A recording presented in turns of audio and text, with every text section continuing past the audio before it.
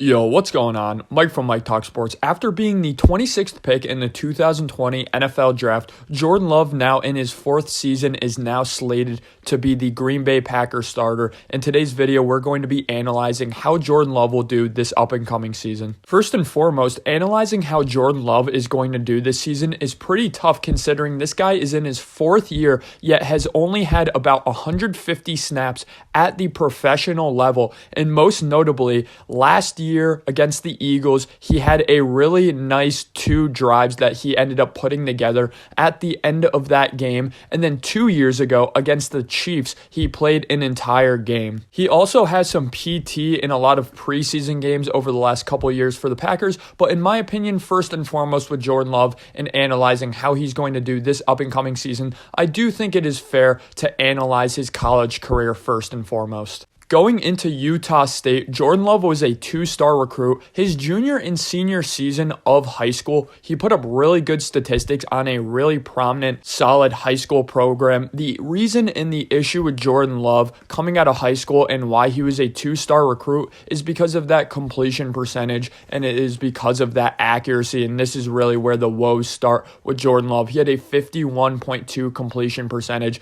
in high school, which really scared a lot of college teams away. A lot of college prospects that are similar to Jordan Love that end up sitting multiple years in the professional realm before they end up getting a start only have 1 to 2 years under their belt as a starter in college. And this, of course, is not the case out of Jordan Love, which is really nice. After his freshman year sitting as a redshirt freshman, he started as a redshirt freshman, sophomore, and junior. Now, he had a lot of ups and downs his freshman year and didn't flash too much potential. He always flashed that ability to be a mobile quarterback behind the line of scrimmage and really be impressive with his creation and have that nice natural arm that does remind you of a guy like Patrick Mahomes, like Aaron Rodgers, when you look at that nice quick flick of the wrist release that he does possess. But getting into his sophomore year of college is really where things started to pick up with Jordan Love and his draft hype to end up going in the first round. His sophomore year, he had a 64 completion percentage,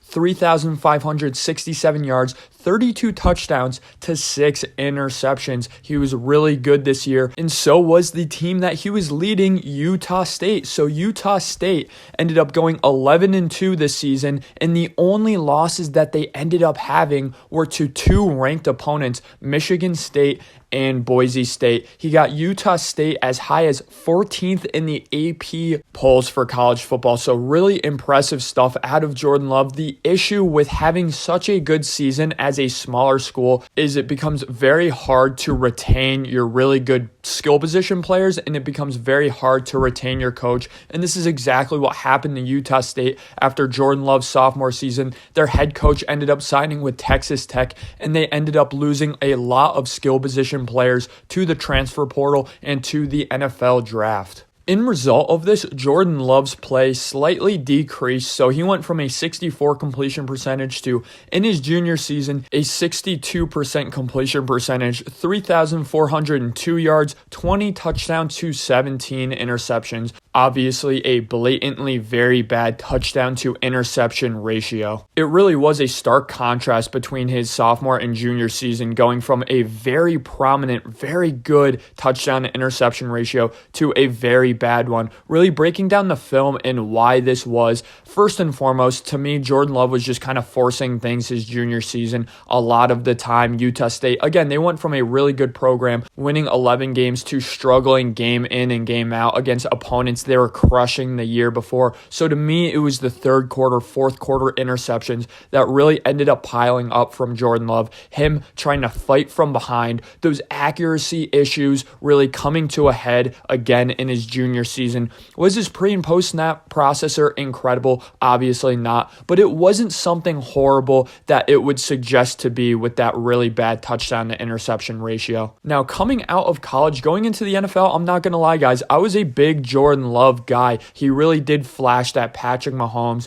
Aaron Rodgers-esque potential, and his film really does remind me of a young Patrick Mahomes at Texas Tech, a guy with realistically a C to a C plus pre and post snap processor, a guy who can really benefit from sitting multiple years in the NFL, which is exactly what Jordan Love has done. So going into this part of the video now, guys, I'm doing a bit of a projection. So let's say Jordan Love had about a C grade in terms of his pre and post snap processor.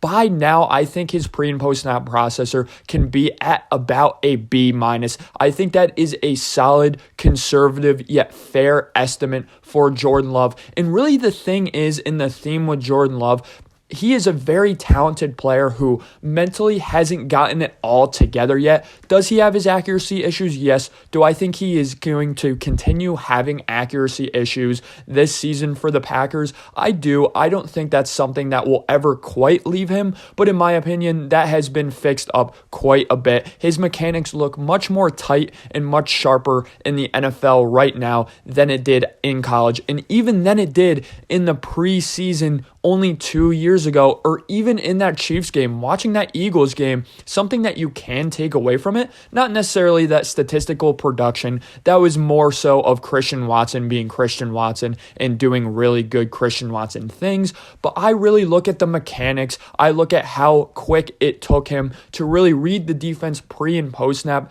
And that's something that I liked in the Eagles game. It seems as though he was going through his reads and progressions really fast, and it seems as though his mechanics were tightened up. More importantly, and why I really dove into the context behind his college career, is I do think Jordan Love is a guy with a really good coach and a really good system around him. I think he's someone who can play point guard, who can offer some high ceiling performances because of his athletic tools and traits that he has shown in the past. The Matt LaFleur system that really is a hybrid between that McVay and Kyle Shanahan's system, it is not a system that really demands all that much from their quarterback. It's more of a system that allows their quarterback to play point guard out there, which I really think will benefit Jordan Love next season in that Matt LaFleur system. A lot of the Matt LaFleur system, quite simply, is cooking up and dialing up the correct plays against the correct defenses and really asking your quarterback to get the ball out of their hand extremely quickly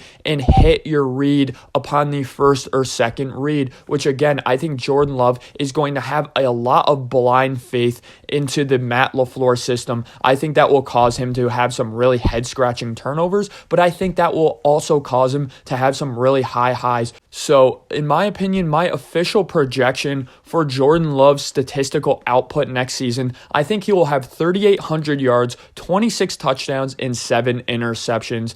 In my opinion, this is a perfect stat line for a Matt LaFleur system in which allows a quarterback to not necessarily play freely, but play within the system, getting those quick checkdowns, really stressing upon that inside zone run game with A.J. Dillon and Aaron Jones, and then expanding the deep crossers, the deep mesh concepts that we saw Christian Watson and Jordan Love hook up on in that Eagles game. The short passing game is really an extension of the run game in this LaFleur system. So in my opinion, Jordan Love is really going to get his confidence up with a higher completion percentage than he's used to seeing out of himself because of, again, that Matt LaFleur system. The Packers in this year's NFL draft really exemplified what their system is going to be. And again, Jordan Love playing that point guard role because they ended up drafting 2 tight ends and a pretty solid receiver in this year's NFL draft, which really alludes to the point that they are going to have a lot of 12 personnel out there.